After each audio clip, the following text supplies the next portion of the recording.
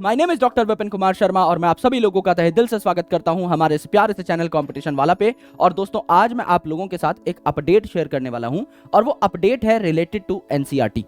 यानी एनसीईआरटी का अभी जो सबसे लेटेस्ट चेंजेस, आपको ऑलरेडी इन चेंजेस के बारे में कहीं ना कहीं लेक्चर्स में हम लोग बता देते हैं, लेकिन फिर भी एक कंसोलिडेटेड वीडियो बनाना जरूरी था। काफी सारे स्टूडेंट्स कह रहे थे कि सर एक वीडियो में सारे के सारे चेंजेस बता दीजिए। तो दोस्तों अधिकतर जो चेंजेस हुए हैं दे आर ग्रामेटिकल चेंजेस और उनमें कोई बहुत बड़ी बात नहीं हुई है। उनको अगर आप एज इट इज भी रखें तो भी कोई दिक्कत आपको नहीं आएगी। मैं कंसेप्चुअल चेंजेस के बारे में यहां पर आपको बता देता हूं जो कि आप लोगों को नोट कर लेने चाहिए।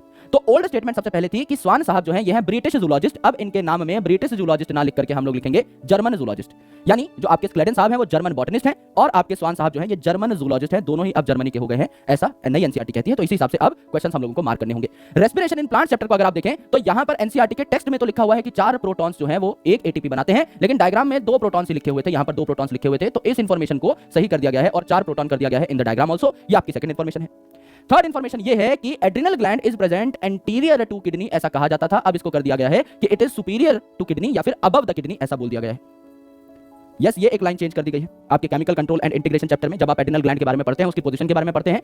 ओल्ड स्टेटमेंट है यहाँ पे हायोइड बोन को पार्ट ऑफ स्कल कहा गया है लोकोमोशन एंड मूवमेंट चैप्टर में, लेकिन it is not a part of skull, है ना, अलग से एक यू शेप्ड बोन है। तो ये वाली स्टेटमेंट आपकी करेक्ट हो जाएगी, नई स्टेटमेंट आपकी चेंज हो जाएगी जो कि आपको अपने किताब में सही कर लेनी है। तो 3-4 ही चीजें हैं, आप चाहे तो अपनी एग्जिस्टिंग एनसीईआरटी में भी चेंज कर सकते हैं।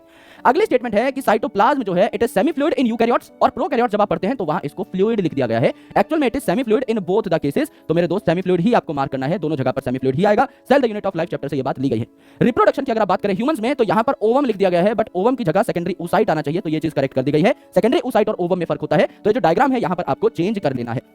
यही आपकी सारी की सारी मोटी मोटी बातें थी। इसके अलावा जितने भी चेंजेस हुए हैं वो सारे के सारे माइनर चेंजेस हैं मेरे दोस्त, कोई बहुत बड़ा चेंज नहीं है। ग्रामेटिकल चेंजेस हैं जिससे बस स्टेटमेंट जो है उसको थोड़ा बहुत ऑल्टर कर दिया गया है, लेकिन ओवरऑल जो एक एसेंस निकल के आ रहा है उस स्टेटमेंट का वो सेम ही है, इसलिए मैंने उन्हें यहां पर इंक्लूड नहीं किया है। जैसे और भी चीजें पता लगती रहेंगी यहां पर मैं ऐड करता रहूंगा। कंसेप्चुअल जितनी भी चीजें थी वो ऐड कर दी गई है। If you want this PDF, अगर आप इन चीजों को साथ साथ एनसीईआरटी में मार्क कर लेते हो तो बहुत बढ़िया। अगर आपने मार्क नहीं किया है तो आप इस टेलीग्राम को ज्वाइन कर सकते हो, यहां पर आपको सीधा मैं पीडीएफ दे दूंगा।